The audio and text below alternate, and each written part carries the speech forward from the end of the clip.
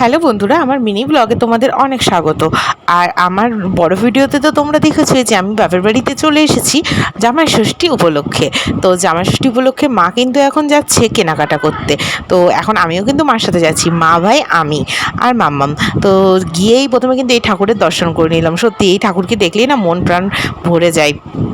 এখন কিনবো জামাই ষষ্ঠীর পুজোর জন্য যেগুলো জিনিস লাগে, যেমন ধরো ফুল, ফল, মিষ্টি, সেই সবই কিন্তু কিনতে চলে এসেছি। প্রথমেই গেলাম ফলের দোকানে, যেগুলো দরকারি জিনিস সেগুলো নিয়ে নিলাম। আর আমিও কিন্তু অনেক ফল নিয়ে এসেছি বাড়ি থেকে, তো সেই সব দিয়ে পুজো হবে। তো এখন দশকর্মার ভাণ্ডারে এসে যেগুলো পুজোর জন্য লাগে, যেমন ধরো পাখা, আরও অনেক কিছু, সেগুলোই কিন্তু কিনতে এসেছি। আর এখান থেকে ফুল নিয়ে নেবে মা, আর মা কিন্তু এখান থেকেই ফুলটা নেয়।